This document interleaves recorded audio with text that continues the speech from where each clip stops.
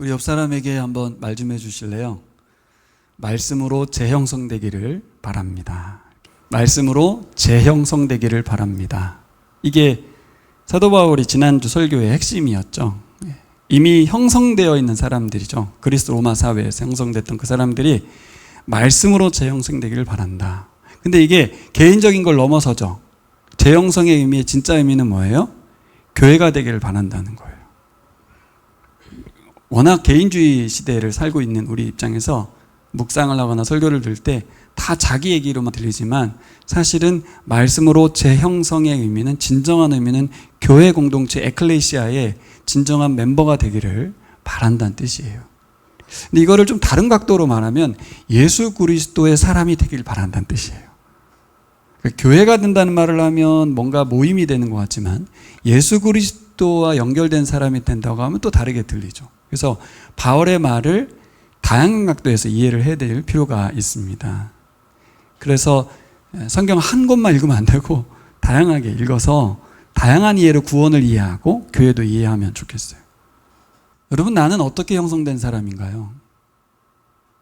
우리 나무아리 교회는 어떻게 형성되어지고 있는가요? 사도 바울의 관심사는 이거예요. 어떻게 복음으로 사람이, 교회가 재형성될 것인가 하는 거죠. 그동안 우리는 낳기만, 낳는 것만 관심이 많았어요. 구원한다는 의미로 사람을 믿게 하고 회심시키고 천국 보내는 거에만 너무 큰 관심이 있었는데, 태어난 이유는 살기 위함인 줄 믿습니다. 네. 여러분, 우리가 회심한 이유는 뭐예요? 개종한 이유는 뭐예요? 우리 진자매가 예수님 믿은 이유는 뭐예요? 내 의지가 아니죠. 그냥 부모가 낳아주니까 낳은 거죠. 하나님이 우리를 낳아주시니까 태어난 거잖아요. 그렇죠? 맞잖아요. 네. 그렇지만 태어나게 한 이유는 뭐예요? 사람으로 살아가게 하려고. 이 아름다운 지구에서 사람들과 함께 이 지구를 누리면서 한평생 살게 하려고 태어난 거 아닙니까? 그 마찬가지예요. 우리 그리스도인의 이 생성도 초기 로마 시대에 교회가 형성된 거, 네? 교회가 형성된 것은 어떤 의미가 있어요? 그 그리스 로마 사회 속에서 교회가 하나님의 백성 공동체로서 살아가게 하려는 것이었어요. 근데 문제는 교회에 들어온 사람들은 어떤 사람들이에요? 고린도라고 하는 음란한 문화가 있는 항구 지역이었고, 수많은 이민자들이 들어와 있고, 자기 가치를 증명하기 위해서 경쟁이 심화된 사회 속에 살아가는 그들이 사는 이유와 목적이 분명히 세속적인 그 사람들이 예수 믿고 공동체 안에 들어온 거예요. 내버려 두면 뭐가 되겠어요? 고린도가 되겠죠. 교회가 고린도가 될 거예요. 사도 바울은 어떻게 하면 이 교회를 교회되게 할 것인가? 어떻게 하면 이 교회를 하나님의 나라 백성 공동체로 형성시킬 것인가? 근데 제가 묵상해 보니까 과연 이 바울의 뜨거운 마음을 교인들 한 명 한 명이 조금이라도 같이 갖고 있었을까? 그래, 우리가 하나님 나라 백성 공동체에서 이 고린도 사회 속에서 다른 에클레시아 공동체를 만들어야 돼. 그리고 그렇게 시작된 교회가 전 우주적으로가 아니라 이 지구상에 이렇게까지 확대되고 편만해질 거라는 생각을 했을까요? 아주 신흥 종교 집단으로서 가정에서 모이고 있는, 그죠? 사회적으로 핍박도 받고 있고 주목도 받고 있고 그런 사람들인데, 여기서 우리가 인식의 전환을 가져야 돼요. 제가 이 말을 하는 이유는 현재 한국교회의 상황은 물론이고 전 세계 교회적으로 이게 약간 교회가 세상에 잠식되어 있는 상황이어서, 그리고 복음이 그동안 너무 이렇게 자본주의와 결탁해서 변질된 상황 속에서 교회 안에 있는 우리들조차 좀 소망이 사그러들었어요. 하나님 대한 열망도 좀 사그러들었어요. 그리고 제가 누누이 얘기하지만 대한민국에 살면서 교회 다닐 이유가 별로 없어요. 왜? 종교를 갖는 이유는 내가 덕되고자 하는 건데 교회를 다니면 덕이 안 되거든요. 옛날엔 윤리 도덕적으로라도 탁월했다고 한다면 그런 것도 다 사라졌고, 평판도 다 낮아졌고, 경제적으로도 도움받을 필요도 없고, 교회에 올 이유가 하나도 없어진 사회. 이 사회 속에서 교회가 존재해야 될 이유조차 뭔가 흔들리고 있는데 이 위기를 누가 느끼냐면 교회도 느끼는 거예요. 더구나 교회가 건물을 전화가지고 건물 유지를 위해서 존재하는 교회가 되고 있어요. 이 건물을 유지해야 되는 거예요. 그러니까 헌금을 독려해야 되고 교인 수를 유지해야 되는 뭔가 이상해진 거죠. 그런 생각 속에서 교회가, 다른 말로 하면 우리 성도들이, 교인들이 세상 사람 말고 우리들이 진짜 열망까지는 아니어도 반대로 위기의식 속에서 이탈해볼까?까지 고민하는, 과연 교회가 하나님 나라 백성으로서 제대로 된 선교적 역할을 하고 이 사회에 필요한 공동체로서 존재할 것인가에 대한 의문을 달고 살지 않냐고요. 확신이 있습니까? 대안이 있습니까? 그래서 저는 바울의 상황과 우리 상황을 이렇게 견주어 보면 엄청 큰 로마 제국 속에 수많은 신들을 섬기고 있는 그 사회 속에 음란한 문화가 지배적인 그 사회 속에서 교회 공동체가 어떤 교회여야 되는지를 말하고 있는 것은 계란으로 바위치기 하는 것 같아요. 예? 물이 떨어져서 바위를 깨는 것 같아요. 현상적으로는 그렇단 말입니다. 우리 교회가 보라 사역을 하고 복음을 전하고 하는 것들이 과연 이라는 생각이 자꾸 드면서 그냥 하는 것일 수도 있어요. 근데 왜 바울은 이렇게 확신 가운데 흥분해 가면서 전 깜짝 놀랐어요. 번역을 이렇게 했네. 뭐라 그래요 여기? 전 진짜 15절 차라리 내가 죽는 편이 낫겠습니다. 와, 이런 센 발언을 했구나. 내가 죽어버리고 말지 막 이렇게까지 막. 그러니까 편지를 순화해서 번역해서 그런 거지 말로 하면 엄청 세게 말한 거예요. 네. 그러니까 이렇게 세게 말할 때는 흥분해서도 그렇지만 좀 더 극단적 표현을 통해서 교회의 성도들에게 나의 진정성을 알리고 싶은 거 아니겠어요, 그렇죠? 그 이유가 뭐냐고요, 그 이유라는 게 이제 무슨 뜻이냐면 이렇게까지 상황이 안 좋고 변화될 것 같지도 않은 성도들이고 교회가 이 세상 속에서 뭔가 진짜 교회라는 것을 내세운다는 게 좀 부끄럽기도 하고 민망하기도 한 상황 속에서 지금 고린도 교회 안에 문제가 많은 거 아니에요. 음란한 사람들이, 그죠? 교인들끼리 서로 음란한 거예요. 지금 우상제물 먹는 문제부터 시작해가지고 이 문제가 엄청 많아요. 이 사람들이 과연 교회를 세워갈 수 있을까? 이 사람들 교인 맞나? 이 생각 속에 빠져들 수 있는 상황 속에서 바울은 어떤 확신 가운데서 이렇게 흥분하면서 교인들을 설득해 가고 있냐. 그게 오늘 말씀의 주제입니다. 여러분도 여러분들에게 들어오는 그 의심을 넘어서는 불신을 넘어서는 이렇게 자포자기하려고 하는 신앙인의 자세를 내려놓을 수 있을까요? 소망과 확신 가운데 바울처럼 살아갈 수 있을까요? 교회를 위한 헌신과 교회를 위한 여러분들의 어떤 열정이 어느 정도 되면 그만하자 이렇게 자꾸 되잖아요. 꺾이거든요. 그 꺾이지 않고 바울이 말하는 걸 수용하면서 진정한 교회를 향한 헌신과 열정의 쏟음이 계속될 수 있을까요? 방법은 하나밖에 없죠. 바울이 어떻게 이렇게까지, 바울은 도대체 어떤 사람이지? 이거를 오늘 9장에 자기가 쓴 거예요. 말씀을 전개해 가면서 이 말을 쓴 이유가 자기 자랑을 해온 게 아니고 너희도 나하고 똑같은 거야. 이 얘기하고 싶은 거예요. 제가 읽어보면서 느낀 게 뭐냐면 이걸 오늘날의 편지를 갖고 와서 내가 편지를 썼다고 하면 성도들이 이 편지를 받으면 엄청 오해할 수밖에 없겠어요. 왜냐하면 엄청 지자랑하고 있거든요. 네? 자기는 잘났다는 것처럼 막 읽혀질 수 있는 본문이에요, 여러분. 그런 우려가 있음에도 불구하고 바울이 이렇게까지 자기 얘기를 쓰는 이유가 뭐냐고요. 바울은 자기 얘기를 쓰고 있는 게 아니에요. 예수 그리스도와 복음에 대해서 쓰고 싶은 거예요. 복음이 예수 그리스도가 나를 만들었고 내가 이렇게 살게 했고 내가 이렇게 살아가게 만들고 있다. 당신들도 똑같다. 당신들도 예수와 복음이 당신들을 나와 같이 만들어냈다.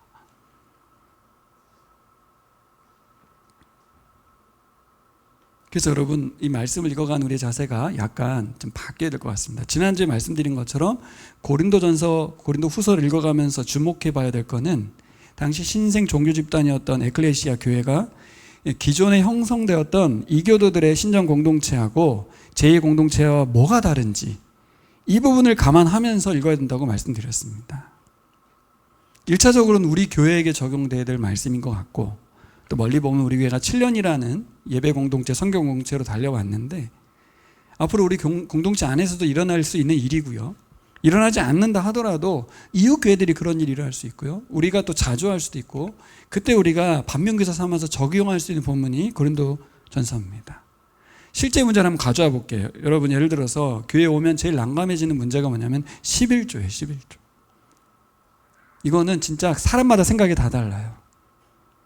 두 번째는 이제 이혼과 관련된 결정 문제. 요즘 뭐 50%가 이혼을 하는 거니까, 그러면 교인들도 다 한다는 얘기잖아요. 시대적인 변화. 그리고 뭐 술, 담배 문제, 술 먹는 문제. 술 먹으면서 이제 본인도 자유한다고는 하지만 좀 꺼리끼거든요. 이런 문제 설교 시간에 얘기하거나 제가 권면을 한다고 되겠습니까? 근데 바울은 이걸 건드렸어요. 그 고린도 교회 안에 있는 문제들을 아주 직접적으로 언급하면서 지도하기 시작합니다. 그래서 제가 이런 생각이 들어요. 우리 생각에는 성경에 교회 생활은 이렇게 하는 거야 라고 한 지침서처럼 성경이 쓰여지면 여러분 편하죠? 뭐 그렇게 살면 되니까. 이혼은 하면 안 돼, 술을 먹으면 안 돼, 이렇게 써 있으면 좋잖아요. 명확해서 좋긴 한데, 문제는 기준이 아니고 우리예요, 우리. 이 명확한 기준을 원한다고는 하지만 명확하다고 하면 그럼 순종할 자세가 되냐는 거예요. 이혼하면 안 돼, 이러면 순종할 수 있을까? 시대가 바뀌었는데? 그건 옛날 얘기죠, 목사님. 시대가 바뀌었어요. 이렇게 말하면 할 말이 없어지는 거예요. 항상 우리는 하나님의 뜻을 묻고 기도합니다. 하나님의 뜻이 어디 있을까? 그렇긴 한데 사실 정작 잘 살펴보면 하나님 뜻을 구하는 게 아니라, 말은 하나님 뜻을 구한다고 했는데 내가 원하는 것을 바라는 우리 속마음이 있어요. 그래서 이제 궁금한 건 뭐예요? 정말 하나님 뜻이라는 것이 밝혀지고 명확하다면 무릎 꿇을 수 있겠냐는 거예요. 순종할 수 있겠냐는 거예요. 근데 이 자세 문제가 중요해요. 제가 이 생각을 왜 했겠어요? 오늘도 고린도 교회에 이 편지를 썼을 텐데 고린도 교회 교인들이 읽었을 거 아닙니까? 받아들였을까요? 와, 이 편지가 오늘날 같으면 난리가 났을 거예요, 교회에서. 바울 지나 잘하라고 그래, 막 이러면서 막 세게 나갔을 거예요, 아마. 결국 바울의 편지가 아닌 그리스도의 말씀이라고 하는, 그죠? 그런 정체성이 없고서는 이 말씀 받아들일 수 없어요.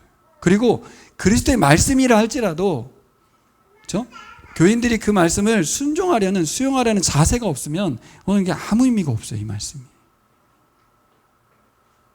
그래서 우리가 약간 자세 점검 먼저 해야 되는 것이 고린도전서 묵상입니다. 이 편지는 예수 그리스도의 말씀이다. 그래서 바울은 교인들의 상태와 수용 여부 그런 거 생각 안 하고 가감 없이 편지를 썼다고 저는 생각해요. 그래서 고린도 교회만을 위한 편지도 아니에요. 누군가가 우리 교회에 있는 소속된 사람들이 이 고린도에게 썼던 이 편지가 하나님 말씀이라고 믿고 명확한 하나님의 뜻이라고 믿고 순종하길 바라는 하나님의 편지, 전 그렇게 생각합니다. 여러분, 복음의 은혜가 아니면 오늘 이 고린도전서 말씀 같은 거 수용하고 순종하기 정말 어려운 말씀입니다. 또 교회에 대한 어떤 하나님의 부르심, 보내심, 지난주에 말씀드렸죠. 사도를 부르고 보낸 것처럼 당신들도 고린도 교회에 내가 불러서 보냈다, 이 교회의 정체성이 없으면 이 말씀 순종할 수 없죠. 우린 교회야, 고린도 교회 안에 보내진 교회야. 그러니까 보내신 분의 뜻을 따라야 되는 거고 그 사명을 감당해야 된다는 얘기입니다. 이 논리를 바울이 지난주에 펼쳤어요. 근데 고린도전서 9장은 뭐냐면 바울이 어떻게 하나님 뜻에 순종하는 마음 자세를 가졌는지 그걸 알려주고 있어요. 고린도 교회와 비교해 가면서 자기 비교를 하면서 나는 이렇게 살았다. 당신들은 어떻게 할래? 이거죠. 자, 4장까지 내용을 정리하고 가겠습니다. 4장까지 내용을 정리해 보면 여러분 4장까지는 분파 문제였잖아요. 그렇죠? 분파 문제. 자기 자랑을 위해 살아갔던 그리스 로마 시대의 가치를 언급하면서 하나님의 지혜인 그리스도의 십자가를 자랑하는 그 사람들이 바로 교회라고, 에클레시아라고 정체성 규정을 했습니다. 지난주 얘기고요. 십자가가 세상에서 외면받았죠. 어리석다고 생각했어요. 하지만 그리스도인인 우리들에겐 선물입니다. 옆 사람에게 말해주세요. 십자가는 선물이라고. 십자가가 우리에겐 선물이고 하나님의 지혜고 은혜라고. 그 하나님의 은혜, 십자가 선물을 자랑하는 사람들이 교회라고, 성도라고 말했습니다. 그래서 오늘 우리가 예배의 첫 번째 순서를 그리스도의 보혈을 찬송하는, 보혈로 예배하는 그런 예배가 되기 위해서 찬송을 좀 넣었습니다. 어떠셨는지 모르겠어요. 근데 앞으로도 예배드리러 오시면 그리스도의 십자가 앞에 나아가시고 우리의 의나 우리의 죄로 죄책감으로 나가지 말고 보혈로 나가고 찬송하면서도 우리의 마음이 정결케 됐으면 좋겠어요. 이어서 5장 이후에도 이 에클레시아에서 발생한 여러 가지 문제들이 나왔습니다. 아마도 이교 신전 공동체를 안에서도 여러 가지 문제들이 일어났을 거예요. 고린도 지역이니까 교회 안에서만 이런 일이 일어나는 게 아니라 이교도들에게서도 일어났을 거예요. 음행 문제 말이에요. 음행 문제. 근데 이런 문제들을 해결하는 방식이 교회와 다른 공동체가 어떻게 다르냐, 이 얘기를 하고 싶은 거예요. 교회는 달라야 되겠죠? 그렇죠? 달라야 되겠죠. 이런 문제들을 공동체 안에서 해결해가는 다른 방식, 윤리적인 경계, 이게 교회를 교회되게 만드는 것입니다. 할렐루야. 예, 교회는 달라야 된다. 계속 그 얘기하는 거예요. 교회는 달라야지. 근데 한번 제가 질문했어요. 교회가 왜 달라야 되는 거예요? 그 달라서 뭐 하자는 거죠, 우리가? 이거에 오해 생기면 안 되는 거예요. 윤리적으로 더 높은 차원의 고급 종교를 지향한단 말일까? 그렇게 오해하는 분도 계신 것 같아요. 혹은 기독교의 교세를 확장하려는 거예요. 그래서 요즘 뭐 불교인이 많이 모인다, 뭐 천주교인이 많이 모인다, 기독교인들이 줄었다, 이런 개념도 기독교 교세가 줄어든다. 그게 무슨 의미지? 교세 확장이 우리의 존재의 목적인가? 교회가 오해하거나 세상 가치로 변질되는 거죠. 그건 교세 확장이 목적으로 십자군 전쟁하고 그러는 거거든요. 선교도 잘못하면 교세 확장이 될 수 있죠. 뭐 대전 지역 홀리시티 운동, 성시호 운동, 이런 거 다 포장은 뭐 복음화라고 하지만 사실 보면 교세 확장. 교세 확장이 아니고 하나님 나라 확장입니다. 그럼 따라할까? 하나님 나라 확장. 그리스도의 복음으로 생명이 살아나고 말씀에 통치받는 사람들이 늘어나는 거예요. 그거 하자고 교회가 윤리적인 선을 긋는 것이지 우리가 더 깨끗한 사람 되자고 더 탁월한 종교가 되자는 게 아닙니다. 9장 말씀 나누기 전에 5장부터 이어진 흐름을 먼저 살펴보면, 여러분 5장은 음행 문제였죠. 6장은 세상 법정에 소송하는 문제였습니다. 근데 다시 6장 후반부는 뭐가 나오냐면 음행 문제를 언급해요. 음행 문제와 음행 문제 사이에 뭘 넣었어요? 소송 문제를 넣었어요. 이걸 이제 샌드위치 구조라고 합니다. 여기 나오죠. 근데 8, 9, 10장도 마찬가지예요. 그러면 11, 12, 13, 14장도 마찬가지. 12, 13, 14장. 이것도 13장이 사랑장이거든요. 12, 14장이 은사장이에요. 은사와 사이에 사랑을 집어넣고 한 거고, 여기도 8, 9, 10장에 바울의 모범을 놓고 양쪽에 우상 제물 문제, 우상 숭배 문제가 있는 거예요. 그래서 바울이 쓴 편지가 이런 구조로 돼 있다는 거, 이런 구조로 돼 있다는 거를 생각하시고 오늘 말씀 볼 필요가 있어요. 자, 8장의 내용은 우상 제물을 먹는 문제로 시작됩니다. 8장으로 한번 가볼까요? 8장 1절에서 3절. 8장 1절에서 3절. 같이 읽겠습니다. 우상에게 바친 고기에 대하여 말하겠습니다. 우리 모두가 지식이 있는 줄로 알고 있습니다. 지식은 사람을 교만하게 하지만 사랑은 덕을 세웁니다. 자기가 무엇을 안다고 생각하는 사람은 아직도 그가 마땅히 알아야 할 방식대로 알지 못하는 사람이다. 그러나 하나님을 사랑하는 사람은 하나님께서 그를 알아주십니다. 4절도 읽어보겠습니다. 그런데 우상에게 바친 고기를 먹는 일을 두고 말하면 우리가 알기로는 세상에 우상이라는 것은 아무것도 아니고 오직 하나님 한 분밖에는 신이 없습니다. 예, 교회가 알고 있다는 거예요. 뭘 알아요? 세상 우상은 존재하지 않는다. 오직 존재하는 신은 하나님밖에 없다. 여러분도 그거 알고 계시죠? 이래도 알고 있나요? 우상은 존재하지 않아요. 자, 그러면서 무슨 일이 벌어졌냐면 우상은 존재하지 않는데 우상에게 바친 제물인 고기를 먹는 건 문제가 안 되죠. 이 똑똑한 사람들이 그걸 주장하는 거예요. 우상이 존재하지 않지 않냐. 거기에 바친 고기를 먹는 게 뭐가 문제냐라고 그 먹었다는 거예요. 근데 이 얘기를 왜 했냐면 교인들이 편지를 썼어요. 바울한테. 이 우상에게 바쳐진 고기를 먹는 것이 되냐 안 되냐라는 질문을 한 거예요. 그에 대한 답을 오늘 쓰는 거예요. 우상에 바쳐진 고기에 대한 문제에 대해서는 그러면서 이야기하는 거죠. 당시 스토아 철학자들에 의하면 여기 왼쪽에 있는 세상의 방식이에요. 어떤 거예요? 지식이 있는 사람들은 뭔가에 대해서 판단하고 분별할 수 있다는 거예요. 그러면 분별할 수 있기 때문에 자유롭게 자기가 선택할 수 있는 거죠. 그러면서 자유롭게 분별해서 자기 권리를 주장할 수 있어요. 이 스토아 철학에 관련된 그리스 로마 사회를 살았던 사람들이 교회로 왔기 때문에 그렇게 생각하는 거예요. 내가 아는 대로 내가 분별해서 내가 먹는데 뭐가 문제냐는 거예요. 술도 똑같습니다. 술 똑같아. 이 시대 술 먹을 수 있지. 내가 분별해서. 성경에 뭐라고 그래 있어요? 술은 먹지 말라는 적은 없고 취하지 말라고 했으니까 안 취하면 되는 거 아니야? 문제 없잖아? 이렇게 말하는 논리를 가져온다는 얘기예요. 근데 8장의 배경을 잘 생각해야 돼요. 술도 똑같아요. 우리나라의 한국적 문화를 생각해야 돼요. 근데 그걸 생각하지 않고 자기가 아는 바대로 분별력 있게 내가 살면 되지 라는 자유의 권리를 요구하는 이 교인들을 향하여 바울이 뭘 말하는 거예요? 8장의 배경은 뭐냐면 신전에 제사 드리고 나서 고기들을 이제 시중에 나오거든요.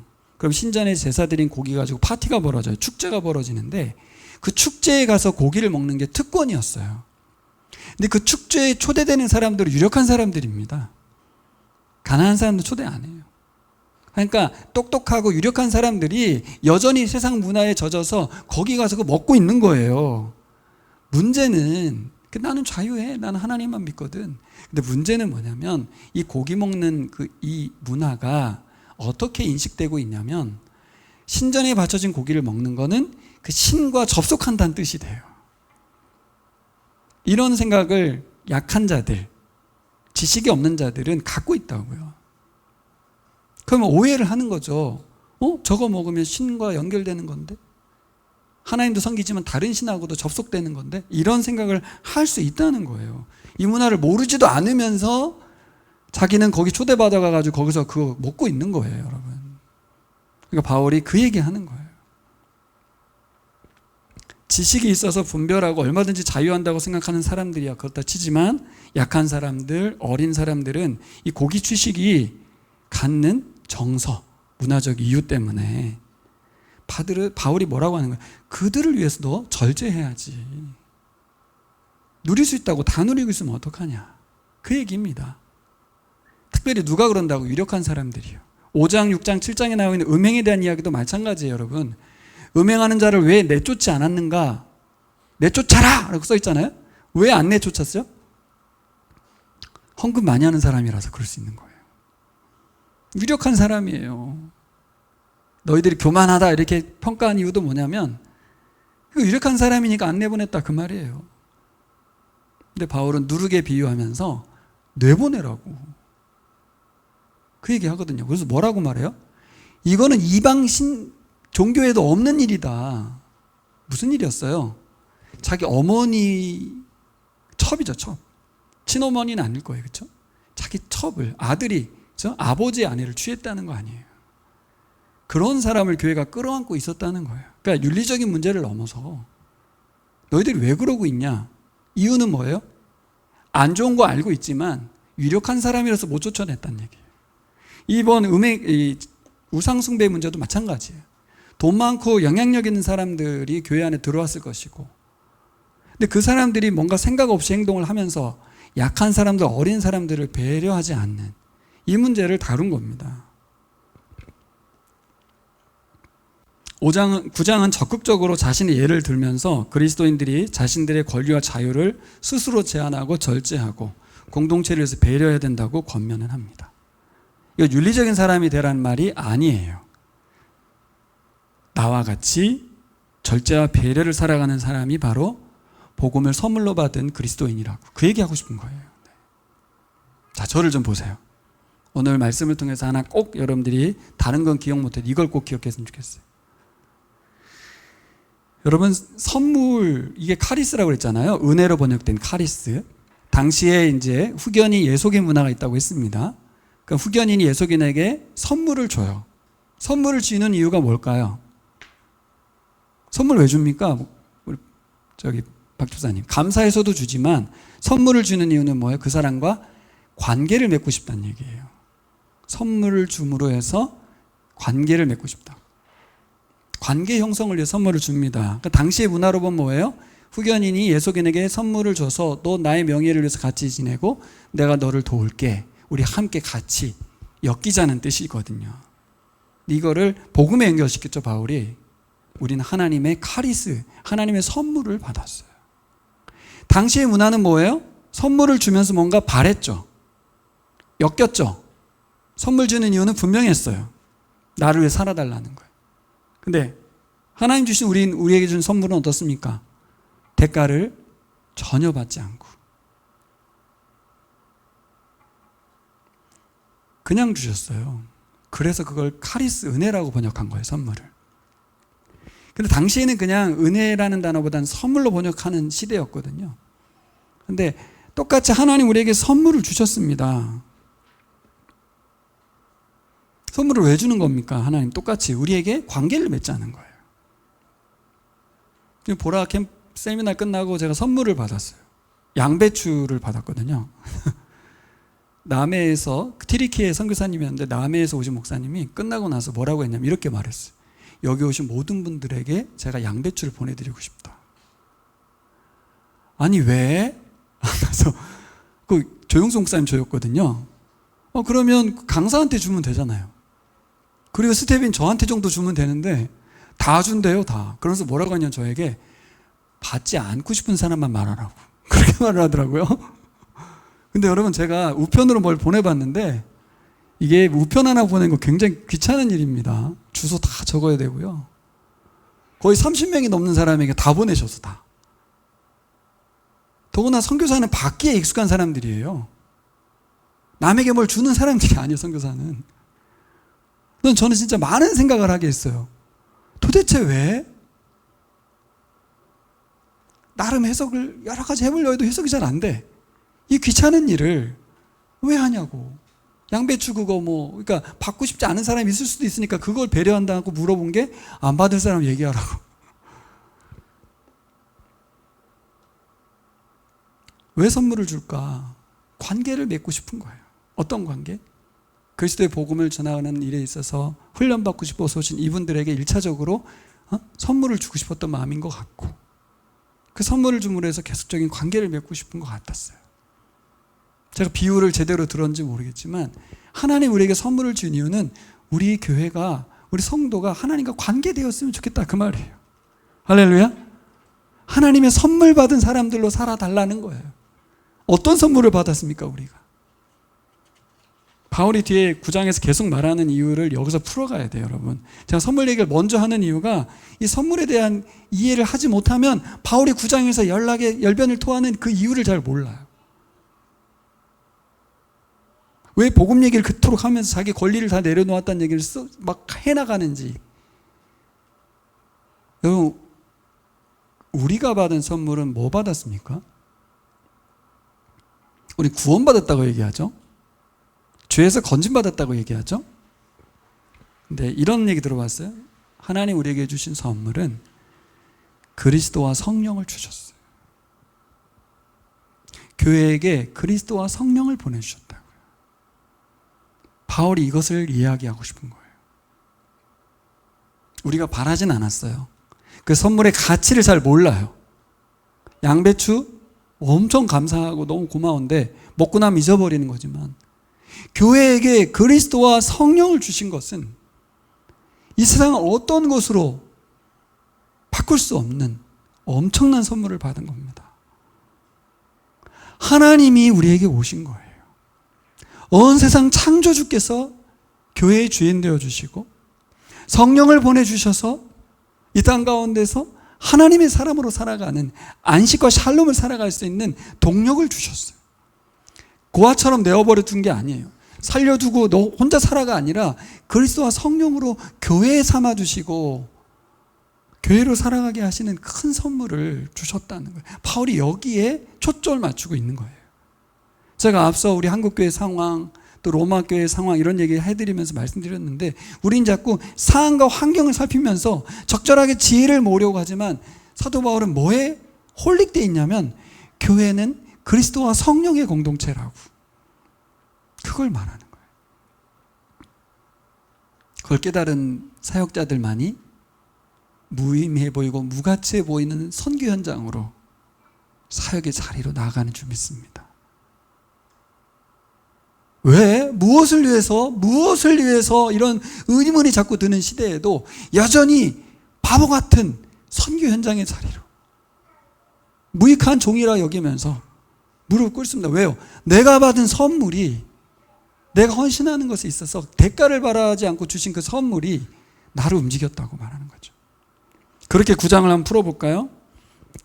바울은 9장에서 뭐라 그래요? 나는 복음을 위해 나의 자유와 권리를 내려놓았다. 이게 핵심적인 내용입니다. 바울이 누릴 수 있는 게 여기 다 써 있죠. 내가 먹고 마실 권리가 없냐, 믿는 아내를 동반할 권리가 없냐, 사역의 대가를 받을 권리가 없냐, 당연한 보상을 받는 게 군인이 있고 농부가 있고 목자가 있지 않냐, 이렇게 쭉쭉쭉쭉 설명합니다. 이렇게 길게 왜 얘기하는 거예요? 왜? 여러분 저를 주목해 보세요. 저도 이 부분에서 약간 바울의 설득력이 먹혔을까 싶어요. 제가 마땅한 권리가 있는 사람인데 그 권리 사용하지 말라는 거예요.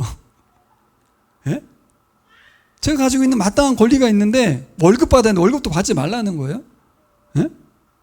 이런. 내가 열심히 농부로서 막 밭을 갈았는데 그 밭 갈은 열매 먹지 말라는 거예요. 그게 설득이 되겠습니까? 그걸 설득하고 있는 거예요, 지금 바울은. 자기 예를 들면서. 그러니까 제가 그래서 편지 받을 때 교인들이 어떤 마음이었겠어요? 너는 그렇게 할 수 있지만 나는 못해. 이럴 수 있기 때문에. 당신은 그렇게 살아. 나는 대가 받을 거야. 이럴 수 있단 말이에요. 마땅하고 누가 봐도 문제가 없는 당연한 권리. 여기 믿는 아내를 동반할 권리라는 말이 여기 성경에 써 있는데요. 베드로가 아내와 같이 사역을 했나 봐요. 나는 결혼할 권리가 없니? 뭐 이러면서 좀 뭔가 막 싸우자는 건가? 막 이런 마음으로 편지를 쓰고 있어요. 그래서 그냥 우리는 은혜로 자꾸 해석하려고 하지만 실제적인 문제를 이 편지를 현실적인 편지로 가져와 보면 이거를 다 받아들이기가 쉽지 않아요. 그러니까 바울은 그래서 뭘 강조하는 거예요? 자기 자랑하려는 게 아니에요. 뭐예요? 12절 같이 읽어보겠습니다. 시작.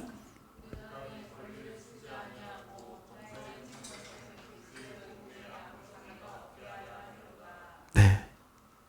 9장을 읽게 읽으면요, 내가 복음을 전하지 않으면 내가 화가 미치리로다. 이런 말이 복음 전도자에 대한 열정을 불어넣기 위한 본문으로 읽히지만 그게 아니에요, 여러분. 네? 자기는 자유한다고 생각하면서 우상제물을 마음껏 먹고 자기 권리 막 다 행사해가면서 하는 교인들을 설득하려고 이 얘기를 했다니까요. 좀 주객이 바뀌었죠. 그동안 저는 9장을 그렇게 읽었어요.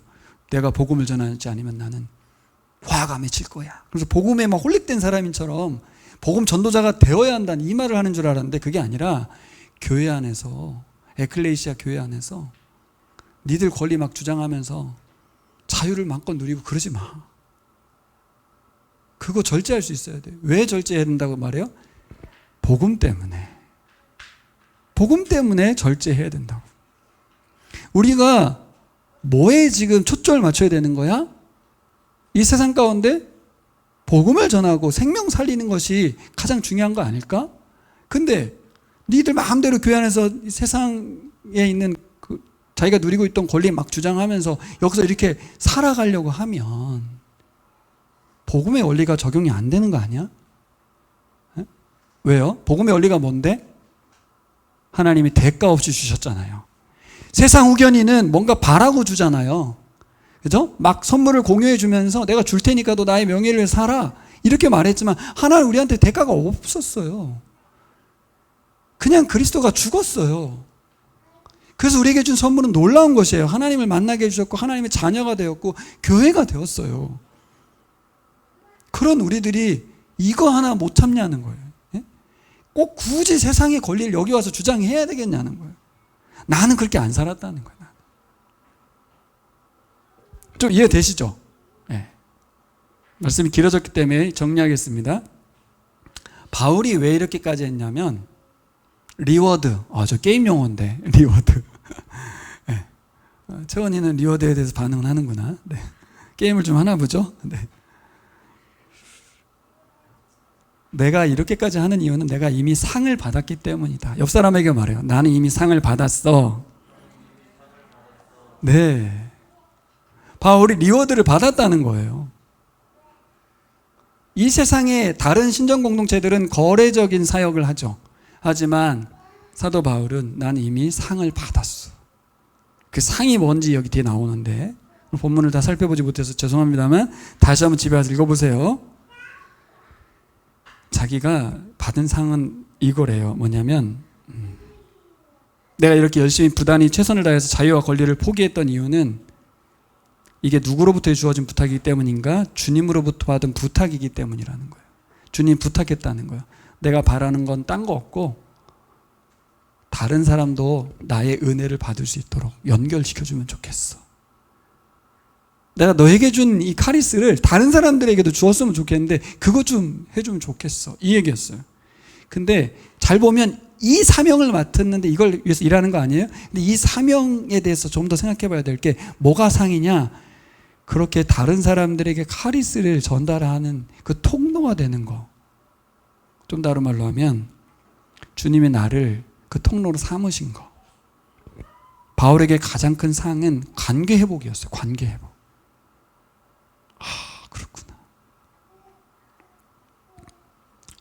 바울이 지금 하나님과의 관계, 자기를 사도로 불러가지고 이 복음을 맡기신 그 하나님과의 관계, 그게 가장 큰 상이라고 여기고 있어요.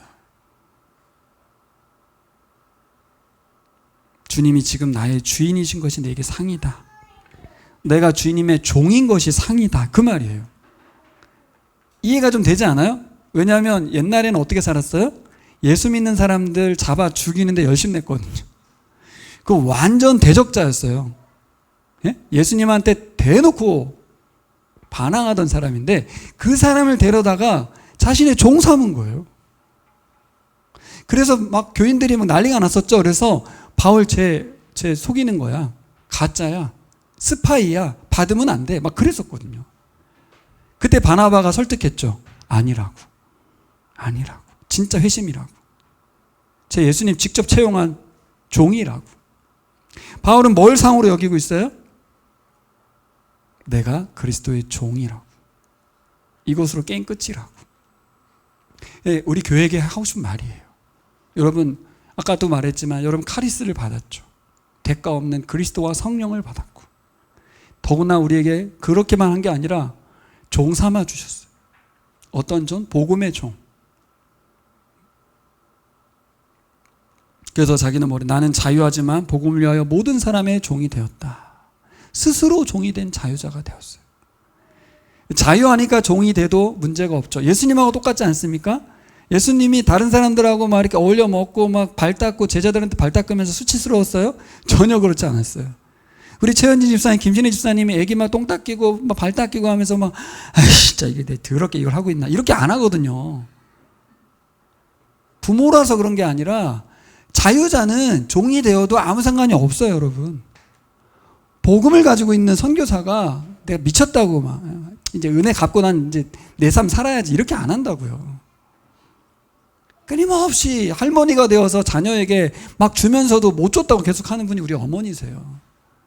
왜 그래요? 사랑하기 때문에. 그래서 앞에 말씀드린 지식보다 사랑이라고 그 말을 사도 바울이 한 거예요. 정말 바울은 엄청난 변화를 봤죠. 진짜 깜짝 놀랄 만한 표현이에요. 내가 자유자이지만 스스로 종이 되었다.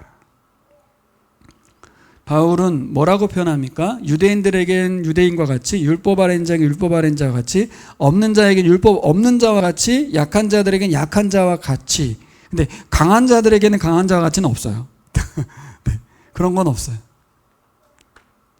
어떻게 했다는 거예요? 여기 율법 얘기 막 하면서, 그쵸?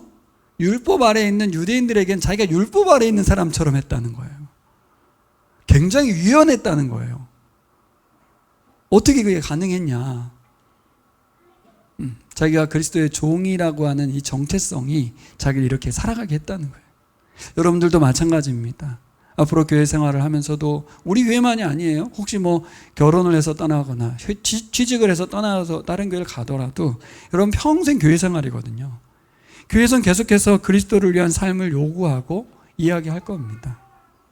그때 우리가 자기 권리를 내세우지 않고 의리를 내세우지 않으면서 어떻게 이렇게 무익한 종이라 하면서 섬길 수 있을까요?